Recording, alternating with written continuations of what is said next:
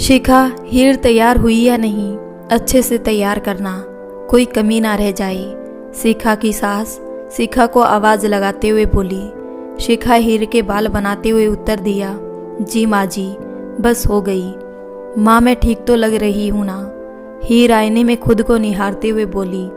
शिखा हीर को ध्यान से देखते हुए आंखों में पलकों के बांध से रोके हुए आंसू लेके बोली, ये बेटियां न जाने क्यों इतनी जल्दी सयानी हो जाती है और फिर शादी करके पराई हो जाती है। अपने आंखों से काजल लेके हीर के कान के पीछे लगाते हुए बोली, नजर ना लग जाए मेरी राजकुमारी को। माँ तुम रो रही हो? हीर उदासी से अपनी माँ की ओर देखते हुए उनका हाथ पकड़कर बोली, नहीं मेरी गुड़िया, ये तो बस यूं ही खुशी के आंसू है। मुझे बहुत काम है, देखूं तो सही नाश्ते का गोपी ने सब तैयार किया या नहीं। शिखा आंसू को पोंछते हुए बोली। शिखा सब तैयार है ना? सुधीर ने थोड़ी कड़क सी आवाज में पूछा। शिखा बोली, हाँ जी, जरा हमारी बेटी को देख लीजिए, वो कितनी सुंदर लग रही है। हीर कुछ प्यार भरे शब्दों की उम्मीद से अपने पिता की ओर देखने लगी। सुधीर बोली, ये फालतू की बातें मुझसे ना कहो, लड़के वाले आते ही होंगे, ये सब तुम आपस में देख लो। हीर की उम्मीद और दिल दोनों टूट गई। उदास ना हो हीर, शिखा हीर को गले लगाते हुए बोली। कमरे के बाहर से शिखा की सास आवाज लगा के बोली, अरे मेहमान आ गई, कहाँ हो सब लोग? सुधीर, शिखा और शिखा की सासू माँ सब मेहमान का स्वागत करने के लिए बाहर आई। लड़का और उनके पिताजी और उनकी माँ आए थे और साथ ही मदन लाल, जिन्होंने रिश्ता बताया था, बिचौलिया। सभी लोगों को सह समान बैठक में बिठाया। सभी के चेहरे पर मुस्कान थी, पर लड़के के पिता गंभीर मुद्रा में थे। मेहमान नवाजी शुरू हुई। शिखा हीर के विषय में बोलने लगी, हमारी बेटी बहुत सीधी सरल है। उसने अभी LLB की पढ़ाई पूरी की है। वो आगे भी पढ़ना चाहती है और वकील बनना चाहती है। और वो इसी बीच अनिल दीक्षित, लड़के विनय के पिता, बोल पड़े।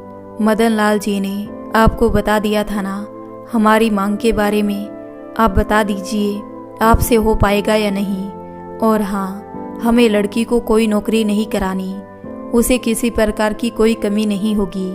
वो विभा विनय की माँ की तरह घर पर ही रहे। सुधीर ने बोला, देखिए दीक्षित जी, आपकी मांग में सब तो ठीक है, पर आपने 10 लाख की कार और 3 लाख की बुलेट बाइक के साथ जो 6 लाख का कैश बोला है, वो थोड़ा ज़्यादा है। अगर आप उसे 5 लाख कर दें तो? इतने में ही अनिल दीक्षित तेज आवाज में बोले, हमारा बेटा जल निगम में उच्च अधिकारी है, उसके लिए रिश्तों की कमी नहीं है। शिखा का मन ये सब देख बहुत दुखी और चिंतित हो रही थी। वो सोच रही थी, इन लोगों ने एक बार भी मेरी बेटी के विषय में नहीं पूछा, वो कैसी है, क्या चाहती है, उन्हें बस दहेज से ही मतलब। सुधीर बोला, ठीक है, जैसी आपकी मर्जी। शिखा को सुधीर की बात पर बहुत आश्चर्य लग रहा था। वो सोच रही थी, सुधीर भी नहीं सोच रहे, हमारी बेटी उनके साथ कैसे खुश रह सकती है। ये तो बस जैसे अपने बेटे का मोल बता रहे हो। सुधीर अपनी बेटी के लिए वर खोज रहे हैं या खरीद रहे हैं। माहौल सुधीर की बात से थोड़ा शांत हुआ। फिर अनिल दीक्षित जी की पत्नी ने शिखा से हीर से मिलने की इच्छा जताई, पर शिखा बिना कोई प्रतिक्रिया दिए वहीं बैठी रही। ये देख सुधीर ने शिखा को हिलाते हुए बोला, क्या हुआ, जाओ हीर को लेकर आओ। शिखा कोई ख्याल में खोई हुई थी। सुधीर के हिलाने से वो थोड़ा चौंक गई। वो हड़बड़ाते हुए बोली, जी जी, बस अभी लाती हूँ। वो हीर के कमरे की ओर गई। हीर उदास और चिंता में बैठी थी। अपनी माँ को गले लगा के बोली, माँ, इन लोगों की बातों से लग रहा है इन्हें हमसे नहीं, बस दहेज से प्यार है। हमारे सारे सपने सब खत्म हो जाएंगे माँ। शिखा अपने आंसुओं को साफ करते हुए एक साहस भरी आवाज में बोली, नहीं, मैं अपनी बेटी को इन लालची लोगों के यहाँ नहीं जाने दूंगी। सुधीर ने आवाज दी, शिखा कितनी देर लगेगी और हीर को लाने में? थोड़ी देर में शिखा बाहर आती है। सुधीर शिखा को अकेले देख गुस्से में बोला, तुम्हें क्या समझ में नहीं आता? बोला ना जाओ, हीर को ले आओ। शिखा बिना कुछ बोले अनिल दीक्षित के सामने जाके हाथ जोड़कर बोली, आप लोग यहाँ आए उसके लिए दिल से धन्यवाद, पर मुझे अपनी बेटी की शादी के लिए बिकाऊ लड़का नहीं चाहिए।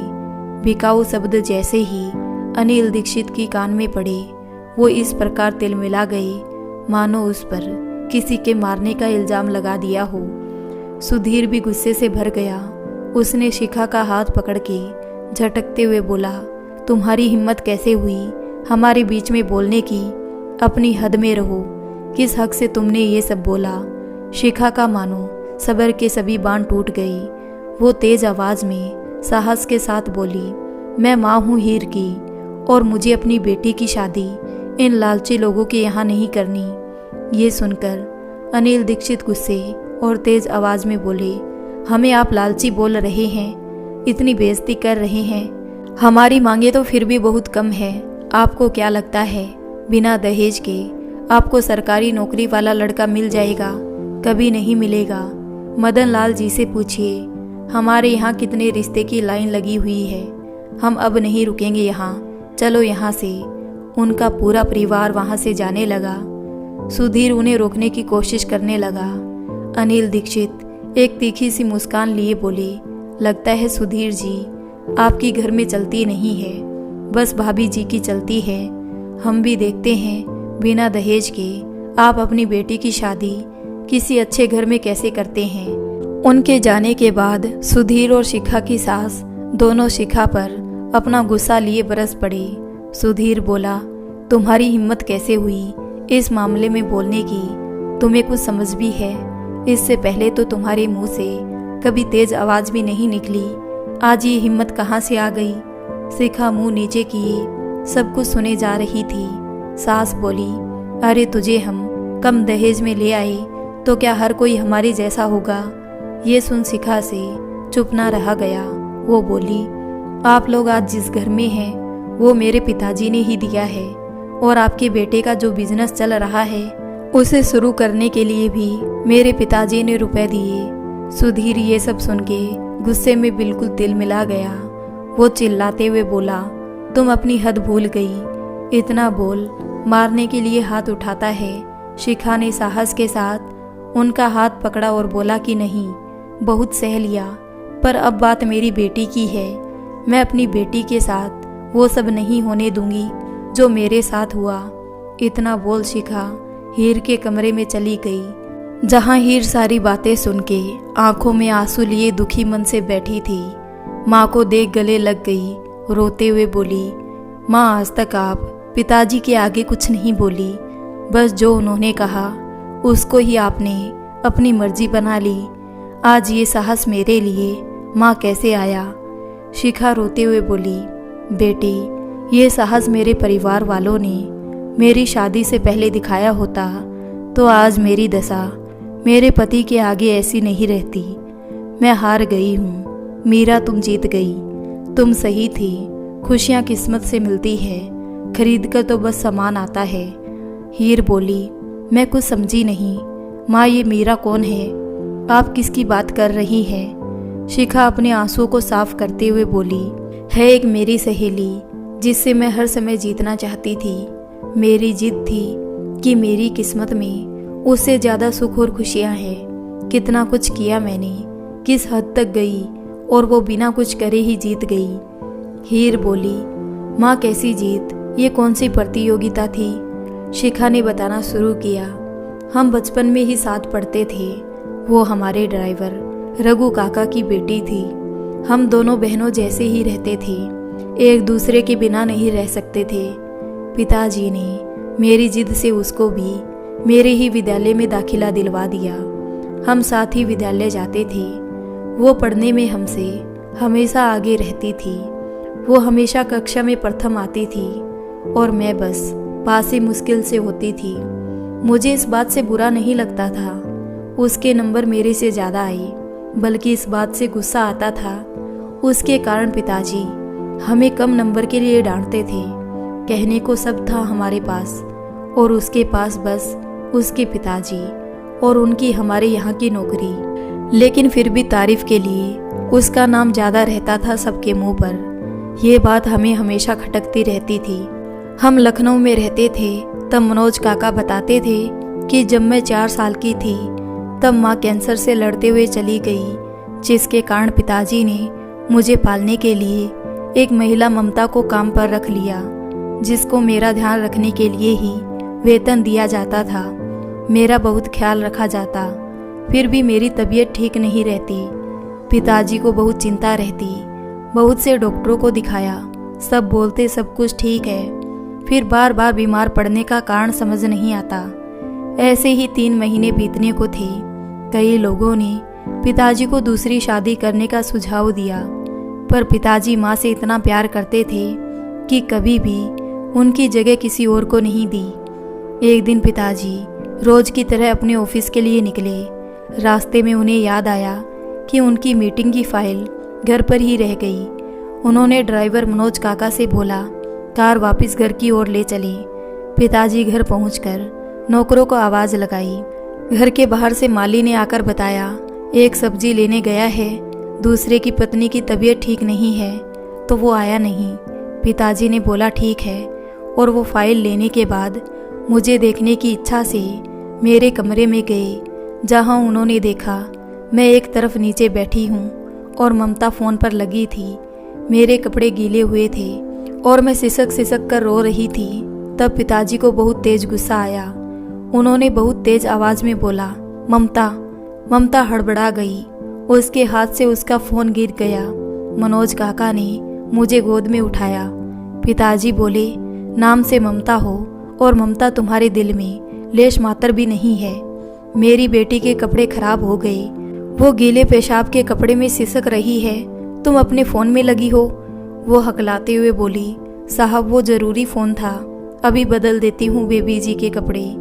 पिताजी फिर तेज आवाज़ में बोले, दूर रहो, अब हाथ भी मत लगाना। मेरी बेटी इसलिए बीमार रहती थी क्योंकि तुमने उसका ख्याल रखा ही नहीं। चली जाओ यहाँ से, मेरी नज़रों के सामने से। पिताजी ने चेक में उसका वेतन भरकर उसकी ओर बढ़ाते हुए बोला, अभी की अभी अपनी शक्ल मत दिखाना। पिताजी इन सबको देख टूट से गए। वो माँ की फ़ोटो के आगे रोते हुए बोले, सुमन, तुम मुझे छोड़कर चली गई, मैं कैसा पिता हूँ, अपनी बेटी का ध्यान भी नहीं रख सकता। इतना बोल मुंह नीचे करके उदासी से बैठ गई। तब मनोज काका ने पिताजी से बोला, साहब उदास मत हो आप, कोई और मिल जाएगा बेबी जी का ख्याल रखने के लिए। पिताजी बोले, नहीं मनोज, अब मैं किसी अजनबी के हाथों में अपनी बेटी को नहीं दे सकता, मुझे किसी पर विश्वास नहीं। तब पिताजी और मनोज काका दोनों सोच में पड़ गए। तब अचानक पिताजी के चेहरे पर उम्मीद की चमक सी उभर आई। वो बोले, मनोज, तुम ही इस समस्या का हल कर सकते हो। मनोज काका के माथे पर चिंता की लकीरें उभर आई। वो बोले, मैं कैसे साहब? पिताजी बोले, तुम मेरे सबसे पुराने नौकर हो, अगर तुम्हारी पत्नी मेरी बेटी की परवरिश करे तो मुझे कोई चिंता और डर नहीं होगा। मनोज काका बोले, पर साहब मेरी तो खुद 3 साल की बेटी है। पिताजी बोले, मनोज, और कोई नहीं है जिस पर मैं विश्वास करूं, और यहाँ भी नौकर रहते हैं, उनमें कितने कमरे खाली हैं, तुम अपने परिवार के साथ यहीं आ जाओ, मैं तुम्हारी बेटी को भी अपनी बेटी की तरह ही रखूँगा। ये सुन मनोज काका सोच में पड़ गए। उन्होंने कहा, ठीक है साहब। मुझे उस समय माली काका को देकर पिताजी मनोज काका के साथ ऑफिस चले गए। शाम को मनोज काका अपने घर पर अपनी पत्नी से सारी बात बताई। तब उनकी पत्नी आशा मौसी सोचकर बोली, अगर हम किसी बिना माँ की बच्ची की मदद कर सकें तो इसमें बहुत अच्छा होगा। मेरी ही बेटी की तरह वो भी तो कितनी छोटी है। सारी तैयारी करके वो लोग अगले ही दिन मेरी हवेली पर आ गई। आशा मौसी में पिताजी को भी एक आशा की किरण सी दिखाई दी। उन्होंने सारी बातें समझाते हुए बोले, आशा बहन, मेरी बेटी के अलावा कोई नहीं मेरा, आप अपनी बेटी की तरह ही इसका भी ध्यान रखना, किसी सामान की कोई कमी नहीं होगी। आशा मौसी बोली, साहब हम बस अपनी बेटी की तरह ही शिखा को भी समझते हैं, इसी की तरह उसका ध्यान रखेंगे, और कोई लालच नहीं हमें। आशा मौसी ने अपनी बेटी मीरा के साथ साथ मेरा ध्यान इतने अच्छे से रखती थी कि मैं बस 4-5 दिन में ही ठीक रहने लगी। मेरे रोने की आवाज़ की जगह हवेली में मेरी किलकारियाँ गूंजने लगी। मैं और मीरा साथ में खेलते, बस ऐसे ही चलता रहा। हम बड़े होने लगे। समय के साथ मेरी शरारतें बढ़ती रहती थी। मीरा शुरू से ही शांत स्वभाव की थी। मैं आशा मौसी के साथ ही खाना खाती, जिससे मीरा को खुद ही खाना पड़ता। रात में जब मौसी हम दोनों के बीच में सोती तो उन्हें बस अपनी तरफ मुंह करने को कहती। मीरा को समय देने का मैं मौसी को समय ही नहीं देती थी। मैं एक बेटी की तरह उन पर माँ का पूरा हक दिखाती थी, पर मीरा ये सब देख के भी कुछ नहीं कहती थी। जो कपड़े खिलौने उसके लिए आते वो ही मुझे भी पसंद आता और मैं जिद करके ले लेती और मीरा खुशी खुशी दे देती थी। जब भी मीरा माँ के साथ बैठी होती मैं उसे हटाकर खुद बैठ जाती। जो मुझे पसंद होता वो मैं कैसे भी करके ले ही लेती थी। मुझे खुद भी नहीं पता था मेरे में स्वार्थ की भावना पैदा होती जा रही थी और दिन ब दिन बढ़ती जा रही थी। मैं मौसी पर इस प्रकार से हक दिखाती जैसे वो मीरा की नहीं मेरी माँ है, जिसके कारण मीरा को मौसी बहुत कम समय दे पाती थी। मीरा अक्सर ये सब देखकर उदास रहती थी, पर उसमें सहनशीलता और धैर्य बहुत था। वो कभी ना मौसी से कोई शिकायत करती और ना ही मुझसे नाराज होती। हम दोनों का पिताजी ने लखनऊ के बड़े स्कूल में दाखिला करवा दिया। हम दोनों ही बहुत खुश थे स्कूल जाने के लिए। स्कूल की बस से हम दोनों स्कूल जाते। वहाँ बहुत से ऐसे बच्चे होते जो बेवजह ही परेशान करते। मुझसे ये सब सहन नहीं होता और उन सब से लड़ जाती थी। मीरा मुझे बार बार नज़रअंदाज करने को बोलती। इन सब में मेरे लड़ने का गुस्सा वो मीरा पर उतार देते, वो उसे मार देते। इसी कारण स्कूल के पहले दिन मेरे लड़ने की शिकायत घर पहुंच गई, जिससे पिताजी बहुत नाराज हुए। मौसी से उन्होंने बोला, मीरा की तरह इसे भी थोड़ा शांत रहना और समझदारी सिखाओ। मौसी ने मुझे समझाया, पर उन्हें भी मेरे गुस्से और जिद के बारे में पता था, जिसके कारण उन्होंने मीरा को समझाया कि वो शिखा को इन सब चीज़ों से दूर रखे। वो बोली, मीरा तू समझदार है, बेटी तू ही ध्यान रखना। मीरा ने हाँ में सिर हिला दिया और बोली, आगे से शिखा की शिकायत नहीं आएगी माँ। हम दोनों स्कूल जाते, स्कूल का काम मीरा कर देती, बदले में मुझसे किसी से लड़ाई ना करूं इसका वादा लेती। मेरी जिंदगी में हमेशा वो मेरी बहुत मदद करती, पर मैं इसका इस स्वभाव का बहुत लाभ उठाती। पर ये सब जल्दी ही रिजल्ट में दिख गया। मेरे नंबर बहुत कम थे, वही मीरा प्रथम आई थी। पिताजी और मौसी सब उसे बहुत आशीर्वाद दे रहे थे, प्यार दे रहे थे। पिताजी ने उसे खुश होके बहुत प्यारी गुड़िया दी। मुझसे देखा ना गया। मैंने रो रो कर पूरा घर सिर पे उठा लिया और वो गुड़िया लेने की जिद की। पिताजी ने बहुत डांटा और बोला, तुम्हारे पास इतने खिलौने हैं फिर भी ये सब कर रही हो। मैं और ज़्यादा रोने लगी, जिससे मौसी ने मीरा से वो गुड़िया मांगी, पर मीरा ने मना कर दिया। मौसी ने बहुत प्यार से समझाया, पर वो मना करती रही, जिसके कारण मौसी को गुस्सा आया और थप्पड़ मार दिया। मीरा ने वो गुड़िया दे दी और रोते हुए वहाँ से गार्डन में चली गई। मैं वो गुड़िया लेके शांत हो गई, पर मौसी को आज बहुत पछतावा हो रहा था। अपनी बेटी पर हाथ उठाकर वो मीरा को खोजती हुई गार्डन में गई। मीरा सिसक सिसक कर रो रही थी। मौसी ने उसे प्यार से सिर पर हाथ फेरा और बोली, बेटा शिखा की माँ नहीं है, इसलिए उसे ज़्यादा प्यार की ज़रूरत है। तू तो मेरी प्यारी सी बिटिया है, अपनी माँ को माफ़ नहीं करेगी क्या? मीरा माँ के गले लग गई। इस तरह न जाने कितनी बार उसे मेरी जिद के आगे झुकना पड़ा और वो खुशी खुशी झुक जाती थी। मीरा को तो जैसे इन सब चीज़ों की आदत हो गई थी। मैं उसके हक का कई बार छीन लेती, पर वो कभी नाराज़ नहीं होती। मेरे कारण न जाने उसे कितना दुख सहना पड़ता था। स्कूल में उसके जितने भी नए दोस्त बनते, उन्हें बहुत सारे उपहार देकर मैं उससे दूर कर देती थी। मैं बस यही चाहती थी कि वो बस मेरी ही दोस्त रहे, किसी और की मैं उसे बनने ही नहीं देती थी। अपने स्वार्थ के कारण मैंने न जाने कितने दुख दिए, जिसके कारण आज सब कुछ होकर भी मैं कितनी अकेली और असहाय महसूस कर रही हूँ। ये सुन हीर माँ के आंसू साफ करते हुए गले लगकर बोली, माँ ऐसा क्यों बोलती हो, मैं हूँ तो आपके साथ, अब सब अच्छा होगा। तो माँ अब कहाँ मीरा मौसी, आपने उनसे मिलवाया भी नहीं, कभी बात क्यों नहीं होती। शिखा बोली, बताती हूँ, पर मैं वो सब याद करके आज भी दुख और पश्चाताप से भर जाती हूँ। मौसी को मैं मीरा को समय ही नहीं देने देती थी। वो जब भी मीरा के साथ होती मैं उनके पास चली जाती, उनके हाथ से ही खाना खाती, उनकी लोरी से ही सोती। इन सब में मीरा का अपने माँ के प्यार को तरसना स्वाभाविक था। वो अपना ज़्यादा समय अपने पिता मनोज काका के पास बिताती थी। वो भी जितना हो सके मीरा को खुश रखने का प्रयास करते। वो अकेले मीरा को समझाया करते, बेटा कभी भी अपनी अपनी खुशियों की तुलना किसी और से मत करना।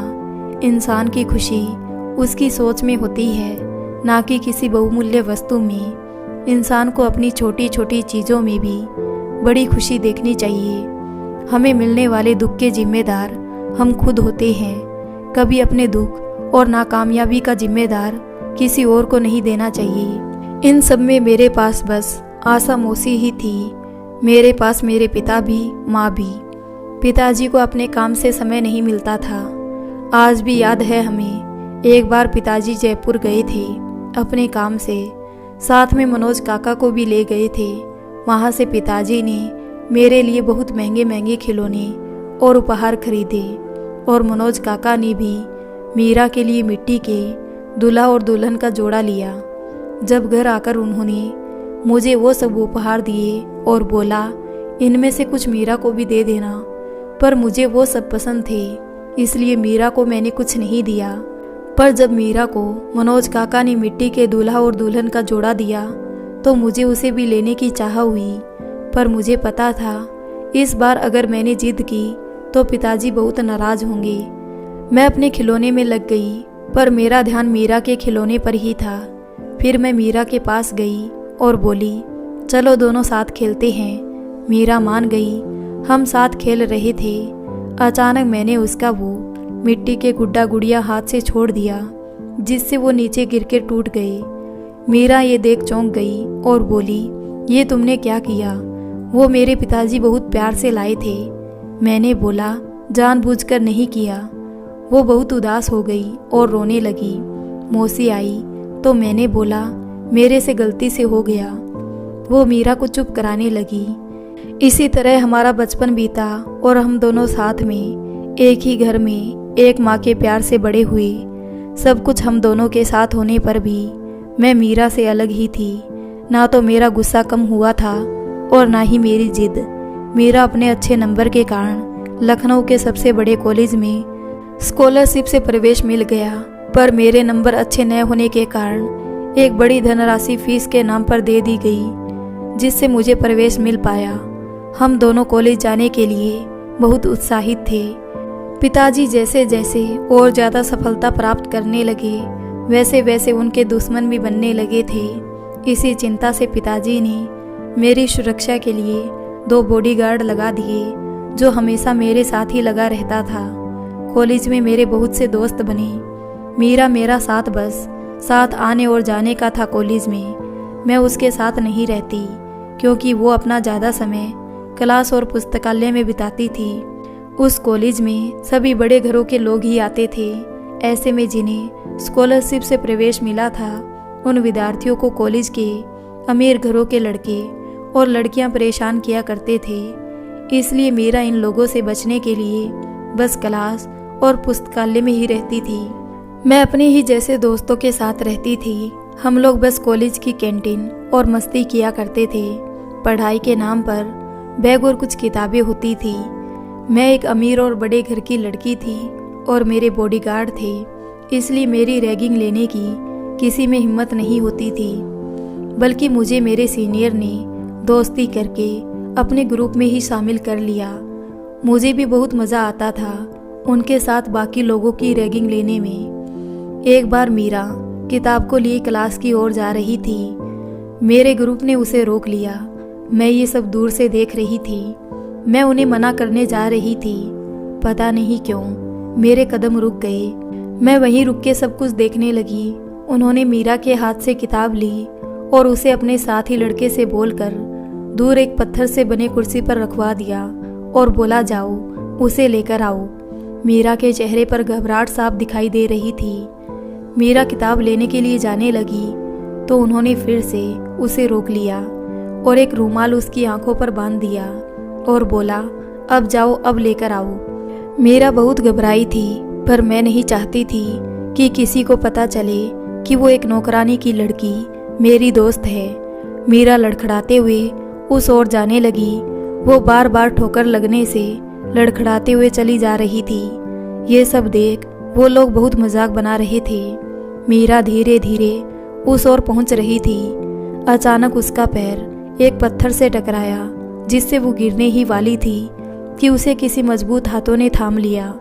वो लड़का देखने में बहुत सुंदर और आकर्षक था।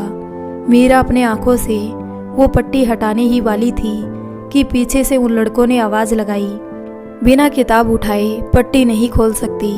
वो रुक गई। उसने उस लड़के के हाथ को छुआ था। उसके हाथ की कलाई में चैन का ब्रेसलेट था। वो जानना चाहती थी कि उसकी मदद किसने की। अब उसके और रखी किताब के बीच 3 कदमों का फासला था, जिसे उसने पूरा किया और आंखों से वो बंधा हुआ रुमाल हटाया, पर उसे वहां पास में कोई भी नजर नहीं आया। वो इधर उधर देखने लगी, बस उन सीनियर के अलावा कोई आसपास नहीं था।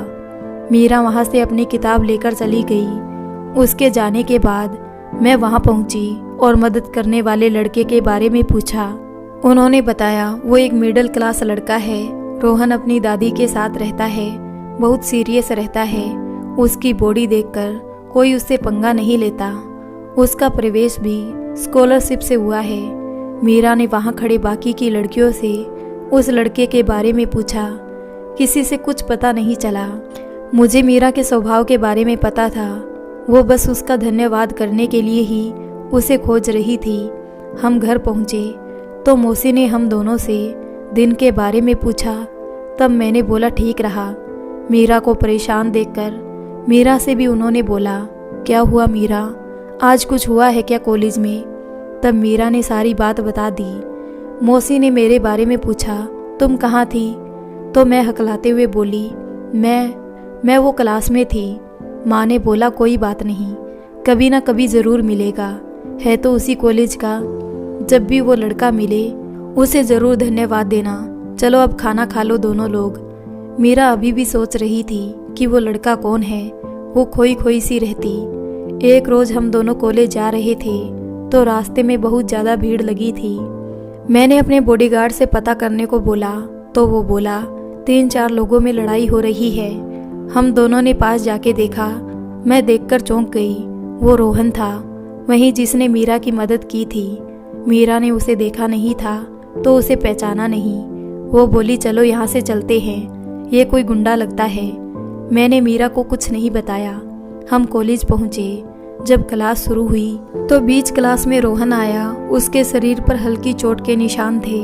मीरा बोली ये हमारी क्लास में है, हमने कभी ध्यान नहीं दिया। सर ने उसे बोला ये क्या समय है आने का? उसने बहुत बेरुखी आवाज में सॉरी बोल दिया और अंदर आके बैठ गया।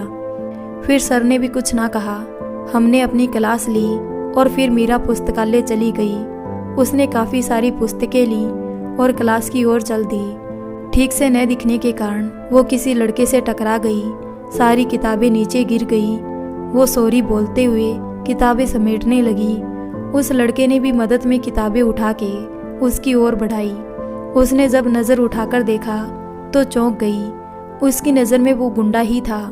वो डर से बिना कुछ बोले उसके हाथ में जितनी किताबें थी सब ली और तेजी से चली गई। रोहन ने आवाज़ लगाई, ओ हेलो सुनो, पर वो बिना पीछे देखे तेजी से क्लास में चली गई। वहाँ जाकर उसने पीछे मुड़कर देखा, कहीं वो आ तो नहीं रहा। फिर एक ठंडी सी सांस ली और किताबों को देखने लगी।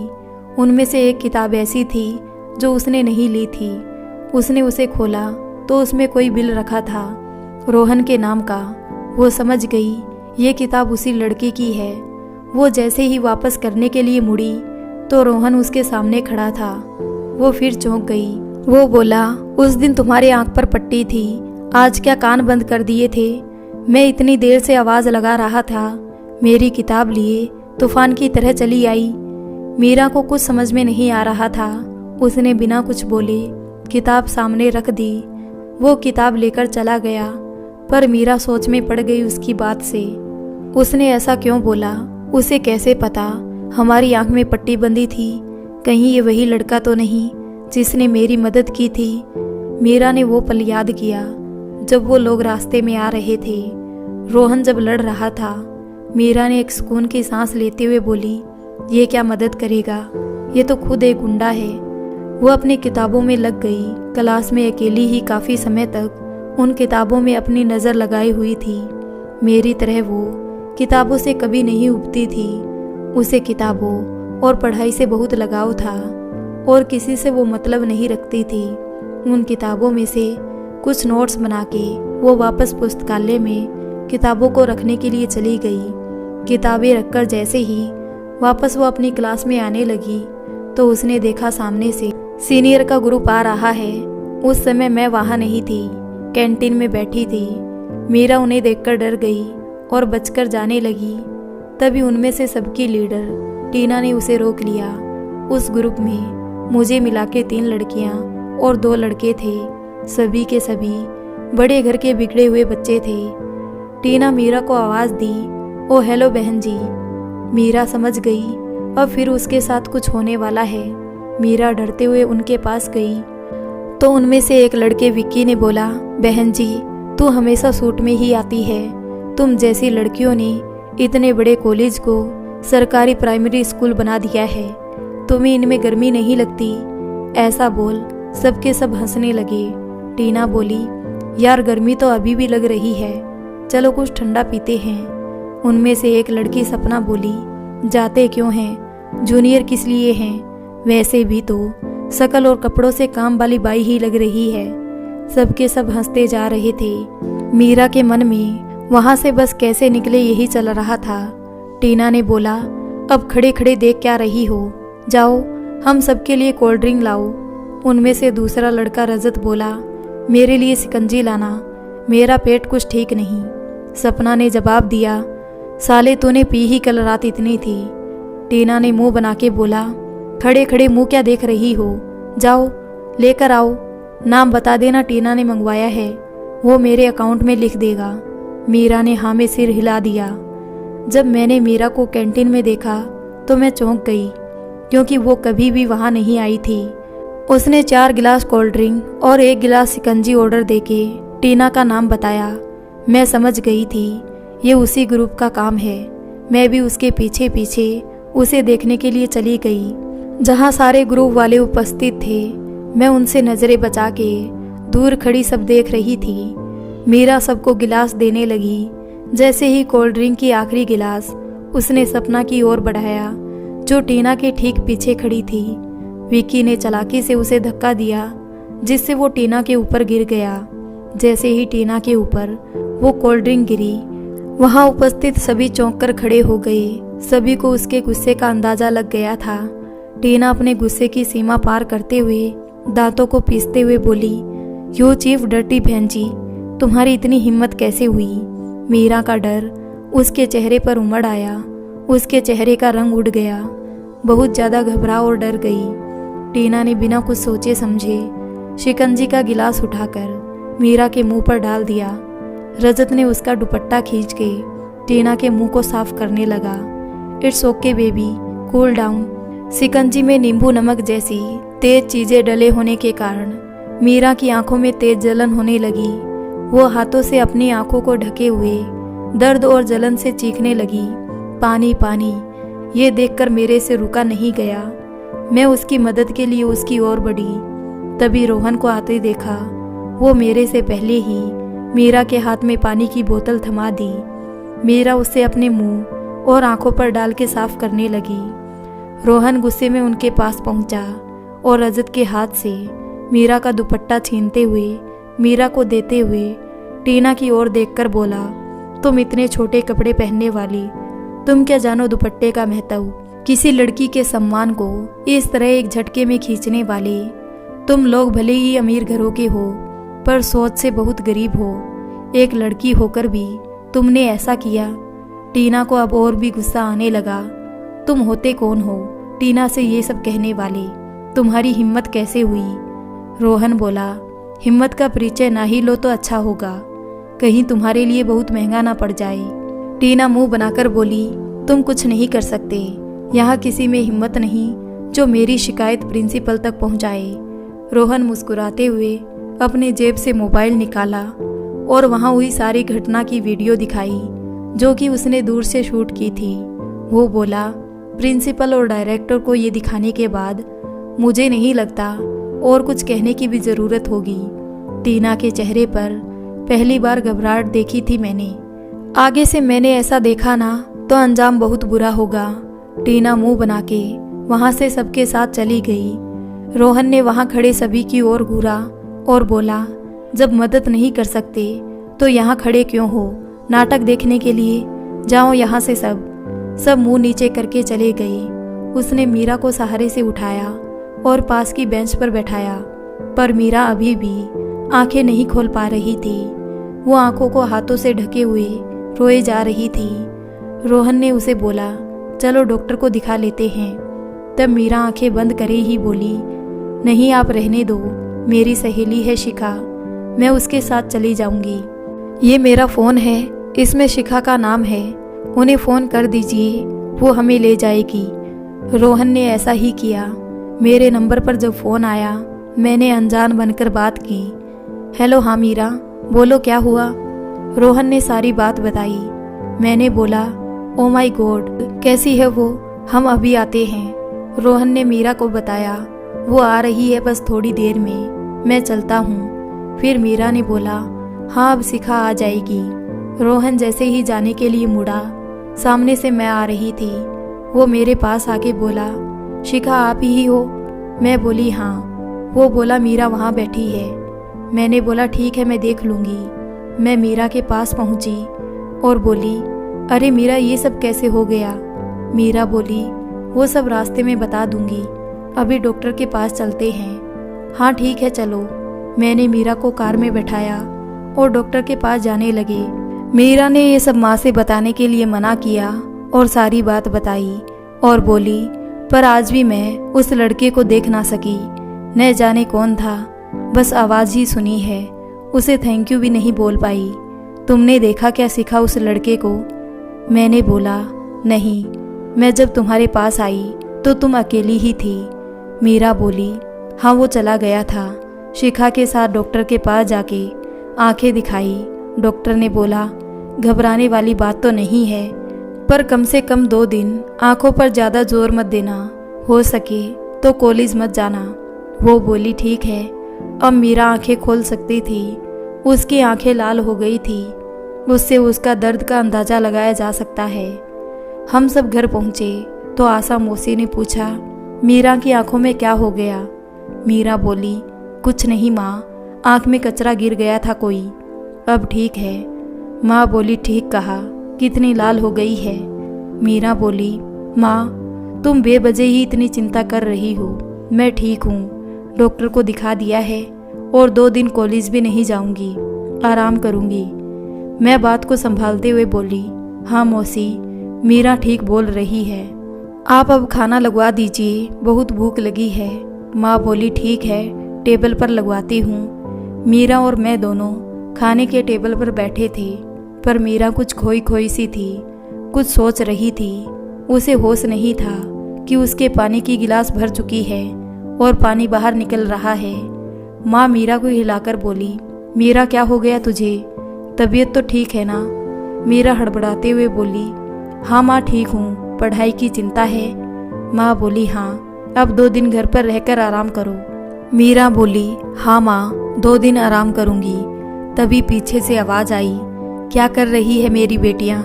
हमने देखा पिताजी और मनोज काका आए थे। मैं उन्हें देखकर खुशी से लिपट गई। पिताजी पूरे 1 हफ्ते बाद आए थे। उनके हाथ में हर बार की तरह बहुत से तोहफे थे। मैंने झट से पूछा, क्या क्या लाई हैं आप हमारे लिए? पिताजी वो उपहार देने लगे। मीरा हमसे दूर शांत खड़ी थी। पिताजी ने बुलाया और एक खूबसूरत सा डिब्बा देते हुए बोले, लो बेटा, ये तुम्हारे लिए। मेरी नज़र अपने हजारों उपहार को छोड़ मीरा के उपहार पर थी। क्या हो सकता है इसमें? पिताजी ने बोला, कल मेरे एक दोस्त आ रहे हैं। वो दिल्ली के बहुत बड़े वकील हैं। उनका नाम ध्यानचंद है। कुछ दिन रुककर ही जाएंगे। आशा बहन, उनकी मेहमान नवाजी में कोई कमी ना रह जाए। वो बहुत खास है। मौसी ने बोला, जी सब तैयार हो जाएगा, आप चिंता ना करें। मैंने पिताजी से पूछा, ये कौन है पिताजी? हमने तो पहले नहीं सुना इनके बारे में। पिताजी मुस्कुराते हुए बोले, क्योंकि ये आज ही आ रहे हैं पहली बार, वरना मैं ही जाता था इनके यहाँ। इन्होंने दूसरी शादी की। इनकी पहली पत्नी एक दुर्घटना में नहीं रही। वो तुम्हारी माँ की बहुत अच्छी सहेली भी थी, जिनसे इन्होंने दूसरी शादी की, जो इनकी माँ और बेटे को पसंद नहीं आई, जिससे वो इनसे दूर रहते हैं। अभी 1 महीने पहले ही दूसरी पत्नी के बुरे आचरण के कारण दोनों में तलाक हो गया। अभी अपने बेटे और माँ की तलाश कर रहे हैं, पर अभी कुछ पता नहीं चला। वो अकेले और परेशान है, इसलिए मैंने उन्हें यहाँ बुला लिया है। मैंने बोला, ठीक है पिताजी, हम भी मिलेंगे उनसे। हम सब खाना खाने के बाद अपने अपने कमरे में चले गए। मैं सीधा मीरा के कमरे में गई। मुझे देखना था उसको क्या दिया है पिताजी ने। मीरा कैसा है अब तुम्हारी आंखों का दर्द? वो बोली, ठीक है। मैं इसी तरह की बातें करते हुए वहीं बैठ गई और अपनी नज़र पूरे कमरे में दौड़ाई। कमरे में किताबें लगी हुई थी। मेरे से बहुत साधारण सा कमरा, पर सारा सामान बहुत सलीके से लगा हुआ था। मैंने पूछ ही लिया, तुमने अपना उपहार नहीं खोला क्या? क्या लाए हैं पिताजी तुम्हारे लिए? मीरा बोली, हाँ मैंने देखा नहीं, अभी देखती हूँ। मीरा ने उसे अपनी अलमारी से निकाला और डिब्बे को खोला। उसमें बहुत सुंदर लाल रंग के कपड़े थे, जिसे देख मैं बोली, अरे बिल्कुल ऐसा ही तो पिताजी मेरे लिए भी लाए हैं, चलो पहनकर दिखाओ। मीरा बोली, नहीं, अभी आंखों के दर्द से सिर भी दुख रहा है, बाद में। मैंने बोला, ठीक है, तुम आराम करो। अगले दिन मीरा कॉलेज नहीं गई, बस मैं ही गई। कॉलेज में टीना मिली। उसके साथ एक और लड़का भी था, जो दिखने में बहुत सुंदर लग रहा था। मैं उसकी तरफ देखने लगी। टीना बोली, मेरा कज़न, मामा जी का बेटा है, देर से कॉलेज में प्रवेश लिया है। इसका नाम सिद्ध है। वैसे तो पूरा नाम सुधीर है, पर सब सिद्ध ही बोलते हैं। फिर टीना बोली, वैसे कल वो तुम उस बहन जी को डॉक्टर के पास क्यों ले गई थी? कहाँ तुम और कहाँ वो? मैंने फिर उन्हें बताया, वो मेरी आशा मौसी, जिन्होंने मुझे पाला है, उनकी बेटी है। हम साथ ही बड़े हुए हैं और साथ ही रहते भी हैं। रजत बोला, तुम्हारा दिल तो बहुत बड़ा है, एक नौकरानी से इतना लगाव। आशा मौसी के लिए नौकरानी शब्द सुन के मुझे बहुत गुस्सा आया।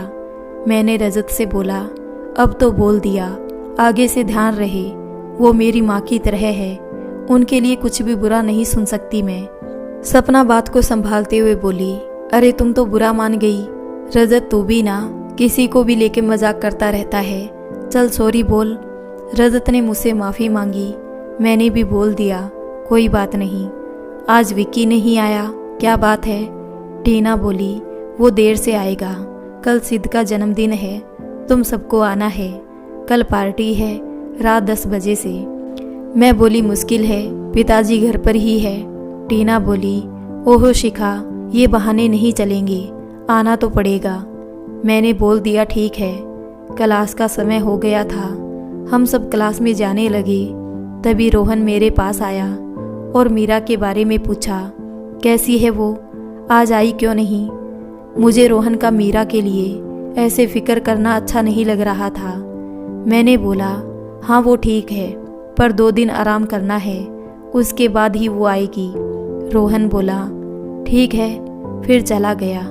क्लास के बाद हम सब कैंटीन गए। सिद्ध ने सबके लिए कॉफ़ी मंगवाई।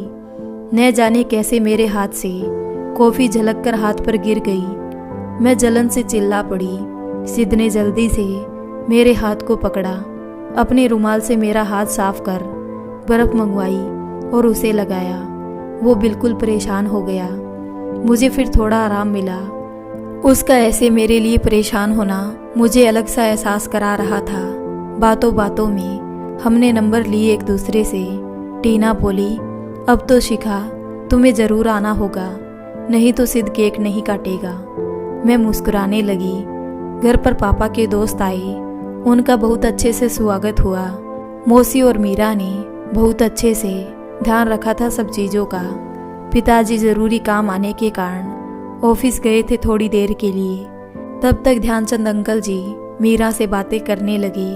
मीरा की बात और व्यवहार से वो बहुत प्रभावित हुए थे। उन्हें यही लग रहा था मीरा उनके दोस्त की बेटी शिखा है। जैसे ही पिताजी आए उन्होंने गले लगा लिया। दोनों लोग बातें करने लगे। क्या यार, मेरे आने पर भी तुझे समय नहीं? वो तो अच्छा हुआ, तेरी बेटी के साथ बातें करते हुए समय का पता ही नहीं चला। बहुत प्यारी बच्ची है। पिताजी को लगा वो मेरे ही बारे में बोल रहे हैं। पिताजी बोले, तुझे इतनी अच्छी लग रही है तो अपनी बेटी बना ले। अंकल कुछ देर चुप होकर बोले, बात तो तूने बहुत सही बोली है। पिताजी बोले, मैं कुछ समझा नहीं। तब अंकल बोले, जब मुझे मेरे बेटे का पता चल जाएगा, सब ठीक हो जाएगा, तो तेरी बेटी का रिश्ता अपने बेटे से करूँगा। ये सुन पिताजी बहुत खुश हुए। यार, तूने तो मेरी चिंता ही खत्म कर दी। कॉलेज के बाद हम सब फिल्म देखने गए और शाम को मैं घर पहुंची। तब पिताजी और अंकल जी साथ बैठे थे। मैं आते ही पिताजी के गले लग गई और अंकल जी को नमस्ते किया। उन्होंने मुझे देखकर पूछा, ये कौन है? पिताजी थोड़े चौंक कर बोले, अरे तुमने तो कहा मेरी बेटी तुम्हें बहुत पसंद आई है, अब भूल भी गए। अंकल थोड़े असमंजस में पड़ गए थे। ये है तुम्हारी बेटी? पिताजी बोले, हाँ यार, यही है शिखा, मेरी इकलौती बेटी। अंकल बोले, तो वो कौन थी मैं जिनसे मिला? पिताजी बोले, वो मीरा होगी, आशा बहन की बेटी। पिताजी ने सारी बात बताई आशा मौसी के बारे में। अंकल ने कहा, ठीक किया तूने यार, उसकी बेटी पर है बहुत संस्कारी। पिताजी बोले, पर तेरे घर की बहू तो मेरी बेटी ही बनेगी। अंकल जी ने लड़खड़ाते शब्दों में हाँ बोला, पर मैं ये सुनकर खुश नहीं हुई। मुझे शादी नहीं करनी थी। अभी मैं बिना कुछ कहे अपने कमरे में आ गई। अपने हाथ को देख देख कर सिद्ध को याद करने लगी। अगले दिन कॉलेज के बाद सिद्ध ने बोला, आज आना है तुम्हें, याद रखना। मैंने बोला ठीक है।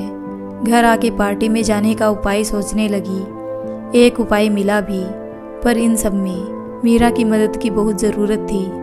मैं मीरा के पास गई, उसे सारी बात बताई और मदद को बोला। वो बोली, माँ गुस्सा करेगी।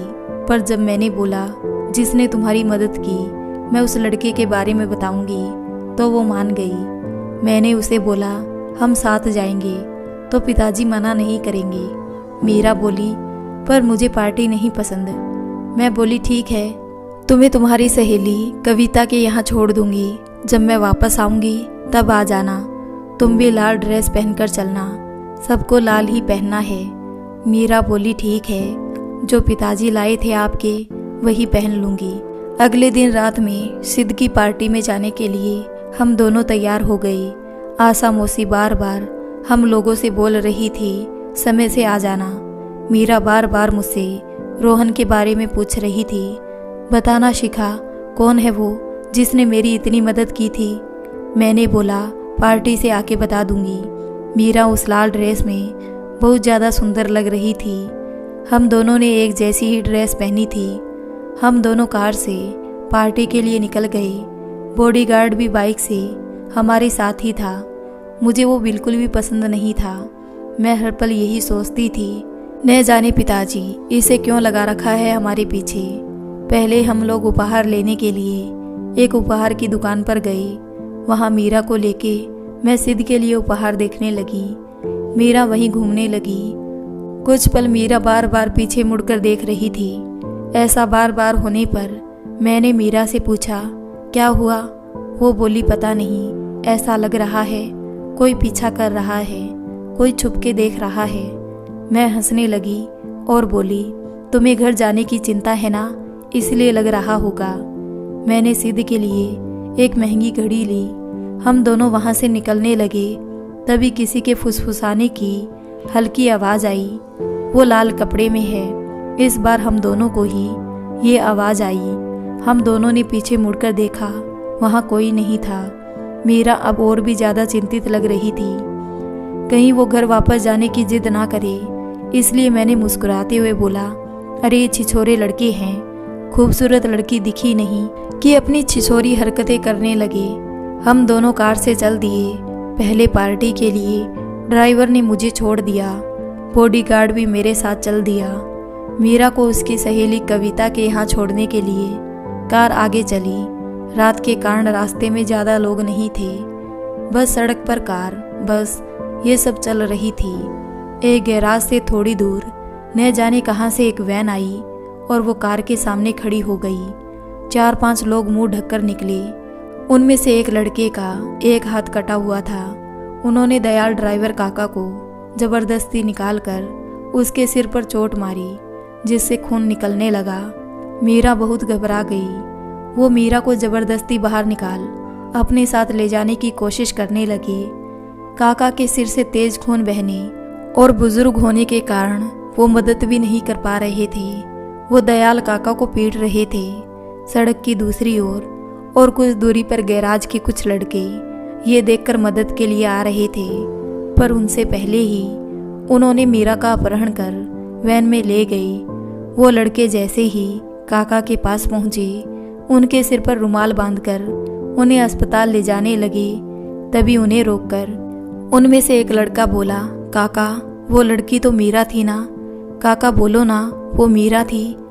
काका लड़खड़ाते शब्दों में बोले, हाँ तुम कैसे जानते हो?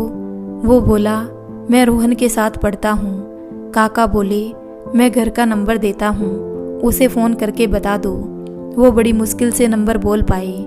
रोहन ने उन्हें अस्पताल ले जाने को कहा और खुद उस वैन को खोजने लगा।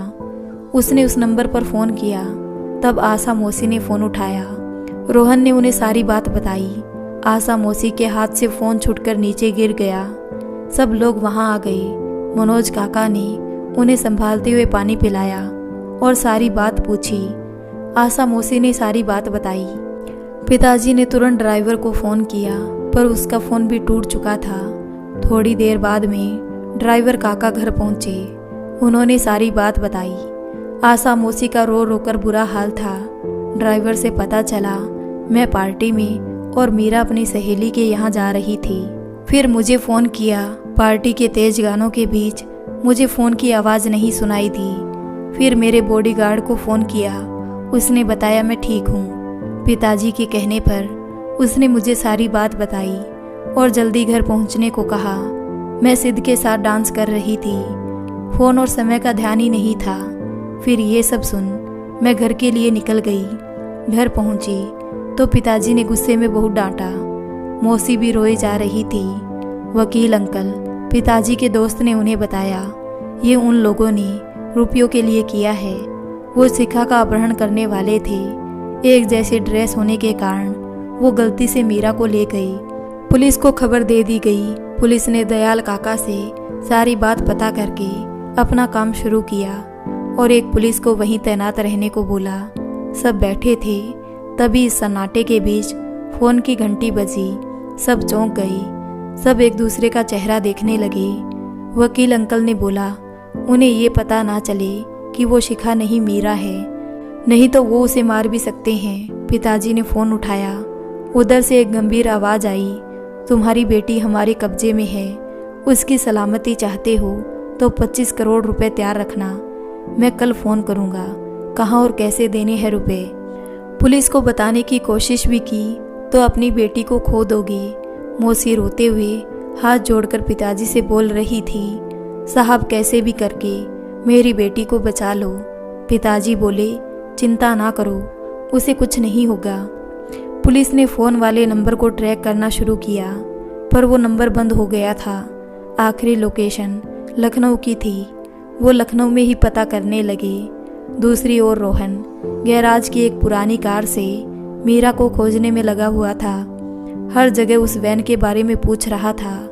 उसे पता नहीं चला। वो शहर से 40 किलोमीटर दूर आ गया। तभी उसे उम्मीद की किरण दिखी। उस वैन से निकलने वाला लड़का जिसका हाथ नहीं था वो दिखा। अभी भी उसके मुंह पर कपड़ा बंधा था। वो एक दुकान से पानी की बोतल ली और जाने लगा। रोहन ने भी उसका पीछा किया। तब वो एक पुराने खंडर में दिखे जहाँ मीरा को एक और बेहोश करके उसके हाथ पैर बांध रखे थे। वो लोग शराब पी रहे थे और ताश खेल रहे थे। रोहन ने होशियारी से अपना मुंह भी उनकी तरह कपड़े से बांधकर मीरा तक पहुंचा। उसने मीरा को होश में लाने का बहुत प्रयास किया पर वो होश में नहीं आ रही थी। तभी उनमें से एक लड़का वहां नशे में आके बोला, अरे बिरजू, तूने अभी तक कमरे में बंद नहीं किया, जा उस पुराने घर में इसे बंद करके आ। रोहन के पास यह अच्छा मौका था। आधी रात बीत गई थी, बाकी सब भी नशे में सोने लगे। रोहन उसे गोद में उठाकर अपनी कार की तरफ बढ़ने लगा। तभी उनमें से एक आदमी ने उसे बोला, कौन है रे तू तो हमारी गैंग का नहीं लगता। इतना बोल एक बड़ा सा चाकू निकाल लिया। रोहन कार के पास ही था। उसने मीरा को कार के पास लिटाया। वो आदमी अब रोहन के सामने ही था। दोनों में हाथापाई हुई जिससे रोहन के बाजू पर चाकू भी लग गया। रोहन ने जल्दी ही उसे अपनी मार से बेहोश कर दिया। वो मीरा को कार में लिटाकर घर की तरफ चल दिया। उसने घर फोन करके सारी बात बताई। ये सुनकर आशा मौसी ने दोनों हाथ जोड़कर भगवान का धन्यवाद किया। मीरा को रास्ते में काफ़ी देर बाद होश आया। उसके सिर में तेज दर्द हो रहा था। अचानक उसे सब याद आया कैसे उसका अपहरण हुआ था। वो रोहन को बस गुंडा समझती थी। उसे पता नहीं था ये वही है जिसने उसकी मदद की थी। मीरा ने उसे आवाज़ दी, रोको कार, कौन हो तुम, कहाँ ले जा रहे हो मुझे। रोहन ने कार रोककर मीरा की ओर देखा और बोला, अच्छा हुआ तुम्हें होश आ गया, तुम ठीक हो ना। मीरा रोहन को देखकर डर गई और बोली, तुमने मेरा अपहरण किया है, मुझे पता है तुम गुंडे हो, पर इस हद तक गिर जाओगे। रोहन ने उसे समझाने की बहुत कोशिश की पर वो बस बोले ही जा रही थी, कुछ सुनने को तैयार नहीं थी। परेशान होकर रोहन ने कार रोकी। रास्ता बिल्कुल सुनसान था।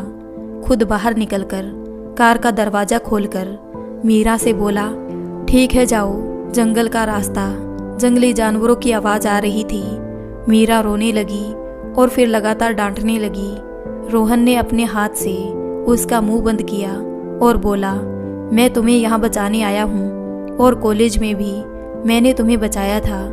उन सीनियर की रैगिंग से समझी मैं गुंडा नहीं हूँ। मीरा ये सुनकर चौंक गई, आंखें और बड़ी कर ली आश्चर्य से। रोहन बोला, अगर तुमने दोबारा कुछ भी बोला ना तो मैं तुम्हें इसी जंगल के पास रास्ते में छोड़ दूंगा, तो अब बिना कुछ बोले बैठ जाओ। फिर रोहन कार में बैठ गया। मीरा भी पीछे बैठ गई। रोहन बोला, तुम्हें क्या सोना है, मुझे क्या ड्राइवर समझ रखा है, चलो आगे आके बैठो। मीरा बिना कुछ बोले आगे आके बैठ गई। रोहन के बाजू पर चाकू लगने से खून रिस रहा था। मीरा ने बोलने के लिए मुंह खोला, तभी रोहन बोला, नहीं नहीं, मुंह पर उंगली रखो। मीरा फिर बिना कुछ बोले अपना स्कार्फ निकालकर उसकी बाजू पर बांधने लगी। रोहन ने पहले हाथ पीछे कर लिया, फिर मीरा ने आंखें दिखाकर जबरदस्ती बांध दिया। थोड़ी देर ऐसे ही चलते रहे। फिर मीरा रोने लगी। रोहन ये देखकर तुरंत कार रोक दी। वो मीरा को रोते देख रोहन परेशान हो गया। वो उसे चुप कराने के लिए उसकी ओर देखकर बोला, अरे क्या हुआ, माफ़ कर दो, अब नहीं डांटूंगा, अब रोना तो बंद करो, बताओ भी क्या हुआ मीरा। मीरा रोते हुए बोली, एक तो सिर दर्द हो रहा है, प्यास भी लगी है और डर भी लग रहा है। रोहन बोला, तो बताया क्यों नहीं। मीरा बोली, तुमने ही तो मना किया था बोलने को।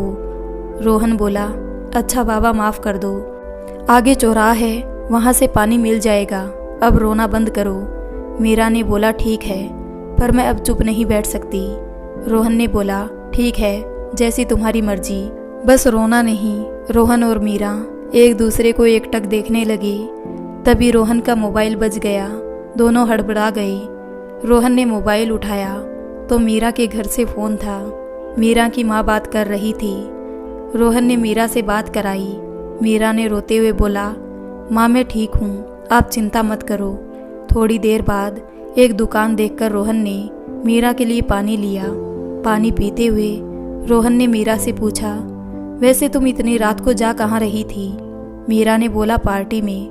रोहन आश्चर्य से मीरा की तरफ देखने लगा और बोला, तुम लेट नाइट पार्टी में भी जाती हो?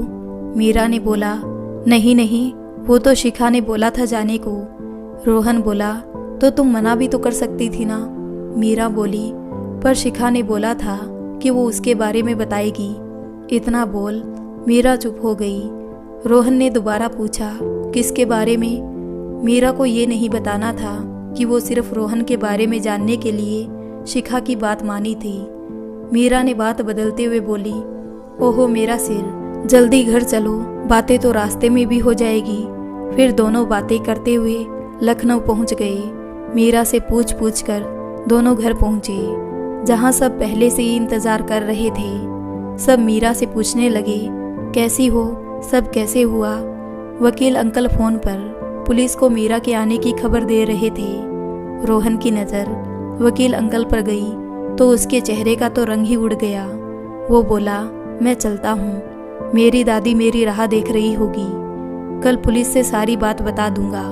मीरा की माँ और पिताजी ने बहुत रोका पर वो नहीं माना और चला गया। मैंने पिताजी का हाथ पकड़कर माफ़ी मांगते हुए बोली, पिताजी मुझे माफ़ कर दीजिए, अब मैं समझ गई आपने बॉडीगार्ड क्यों लगाई। सब कुछ ठीक होने पर मौसी ने भगवान का धन्यवाद किया। अगले दिन वकील अंकल भी चले गए। मौसी ने बोला, अब अगले वर्ष तक हम मीरा के लिए कोई लड़का देख उसकी शादी कर देंगे। पिताजी बोले, हाँ आशा बहन, मैं दोनों बेटियों की शादी धूमधाम से करूँगा। समय आने पर सब सामान्य चलने लगा। मीरा और रोहन बहुत अच्छे दोस्त और एक दूसरे के लिए फ्रेंड से भी बढ़कर हो गए। मुझे भी सिद्ध ने एक सुंदर अंगूठी से प्रपोज किया था, जिसे मैंने स्वीकार कर लिया था। सब बहुत अच्छा चल रहा था। तभी अचानक रोहन की दादी की तबीयत बहुत ज़्यादा खराब हो गई। मीरा रोहन के साथ अस्पताल में थी। रोहन दवाई लेने गया था। मीरा दादी के पास बैठी थी। दादी ने मीरा का हाथ पकड़कर बोला, मीरा, मेरे रोहन का मेरे सिवा कोई नहीं। उसके पिता है पर वो उनसे नाराज है। वो उन्हें अपनी माँ की मौत का जिम्मेदार मानता है। मीरा, तुम उसका साथ कभी मत छोड़ना बेटी। वो अंदर से बहुत अकेला है। उसे बहुत प्यार देना और हो सके तो उसे अपने पिता से मिलवा देना। बस मेरी ये इच्छा पूरी कर देना। इतना बोल वो सदैव के लिए मौन हो गई। मीरा रोने लगी। रोहन दवाई लेकर आया। वो मीरा को रोते देख समझ गया। उसके हाथ से दवाई छूट गई। वो दादी के पास आंखों में आंसू लिए रोते हुए बोलने लगा, माँ भी चली गई, पिताजी भी साथ नहीं, और तुम भी चली गई। अब मेरे साथ कौन रहेगा? मैं अकेला पड़ गया। मीरा ने उसके इस दुख में बहुत साथ दिया। वो उस समय बिल्कुल अकेला पड़ गया था। मीरा ने उसका ध्यान रखा, उसके लिए खाना ले जाती, समय समय पर उसकी मदद करती रहती थी। उसे कभी अकेला महसूस नहीं होने देती थी। पर मीरा जब भी रोहन से उनके पिता के बारे में पूछती, वो बहुत विचलित हो जाता। उसने बोला, अब कभी उनका नाम मत लेना मेरे सामने। मीरा ने फिर गुस्से में पूछा, क्यों ना पूछूं मैं? तुम डरपोक हो जो अपने अतीत का सामना नहीं कर रहे, डरते हो अपने गुजरे हुए कल से। रोहन ने मीरा से तेज आवाज में बोला, चुप हो जाओ, मुझे नहीं करना इस विषय पर बात। मीरा रोने लगी। तब रोहन ने बोला, मैं अपनी माँ से बहुत प्यार करता था। मेरी माँ, मेरे पिताजी मुझे अपनी ज़िंदगी मानते थे। मेरे पास बचपन में एक ऑडियो रिकॉर्ड था जिसमें मैं बहुत सी आवाज़ें रिकॉर्ड करता था। जब मैं 13 साल का था, स्कूल से घर आया तो माँ को खोजने लगा। माँ अक्सर मेरे लिए उस रिकॉर्डर में संदेश छोड़कर जाती थी। मैंने उसे चलाया। उसमें माँ रोते हुए बोल रही थी, बेटा तुम अपना ध्यान रखना, कभी हिम्मत मत हारना, और जो भी तुम्हारी ज़िंदगी में हम सफ़र की तरह लड़की आए उसका दिल कभी मत दुखाना। मैं जा रही हूँ बेटा, तुम अपने पिताजी से कभी मत बनाना। फिर पता चला कि माँ का कार से दुर्घटना हो गई और वो मुझे छोड़कर चली गई। मैंने अपने नौकरों के मुंह से सुना था कि उन्होंने पिताजी को किसी और औरत के साथ देखा था। बाद में जब पिताजी भी दूसरी शादी करने वाले थे तो मुझे भी नौकरों की कही बात पर यकीन हो गया, और जैसे ही मैं अपने पैरों पर खड़े होने लायक हुआ वहाँ से दादी को लेकर आ गया, क्योंकि वो औरत मेरी दादी का ध्यान नहीं रखती थी। तब से मैं अपने पिता से नहीं मिला और ना ही मिलना चाहता हूँ। समय इसी प्रकार बीतता रहा। एक रोज़ मीरा और मुझे, हम दोनों को पिताजी ने बुलाया था और बहुत प्यार से सिर पर हाथ फेर कर बोले, बेटियां भी कितनी जल्दी बड़ी हो जाती है, पता ही नहीं चलता। बेटी, मैंने ये लड़के देखे हैं, अगर तुम लोगों को कोई और पसंद है तो वो भी बता दो। हम दोनों ही पिताजी की बातों से चिंता में पड़ गए और एक दूसरे का मुंह देखने लगे। तब मैंने पिताजी से सिद्ध के बारे में बताया। पिताजी ने मेरी बात को बहुत ध्यान से सुना और मुस्कुराकर बोले, मेरी बेटी की जिसमें खुशी होगी वही करूँगा, बुला लो सिद्ध को, मैं मिलना चाहता हूँ। मैं खुशी से पिताजी के गले लग गई। तब पिताजी ने मीरा की तरफ देखा। तब मीरा बोली, जी बड़े पिताजी, मुझे भी कोई पसंद है, उसमें मुझे आप जैसी झलक दिखती है। पिताजी ने आश्चर्य से पूछा, कौन है वो? मीरा ने बोला, वही जिन्होंने मुझे बचाया था, रोहन। ये सुनकर मैं हंसने लगी। मैंने बोला, वो गैराज में काम करने वाला, उसके साथ तुम कभी खुश नहीं रह पाओगी। बिना धन दौलत के तुम्हारा जीवन बेकार हो जाएगा। उसके साथ सिद्ध को देखो, उसके पिताजी कितने बड़े बिजनेसमैन हैं। मीरा बोली, खुशियाँ धन दौलत से नहीं आती, इंसान की खुशी उसकी सोच से होती है, ना कि बहुमूल्य चीज़ों से। रोहन में काबिलियत है, वो अपनी परिस्थितियों को बदल सकता है। मेरी खुशी धन दौलत में नहीं, एक अच्छे इंसान के साथ रहने में है। मुझे मीरा की बातों से बहुत चिढ़ हो रही थी। मैंने कहा, तो देखते हैं बिना धन दौलत के कैसे खुश रहोगी उस रोहन के साथ। तो दोस्तों, इस कहानी को यहीं पर छोड़ते हैं। इसका अगला भाग देखने के लिए हमारे चैनल सोशल स्टोरी को सब्सक्राइब कर लें और मिलते हैं जल्द ही इसके अगले भाग में। तब तक के लिए राधे राधे, जय श्री कृष्ण।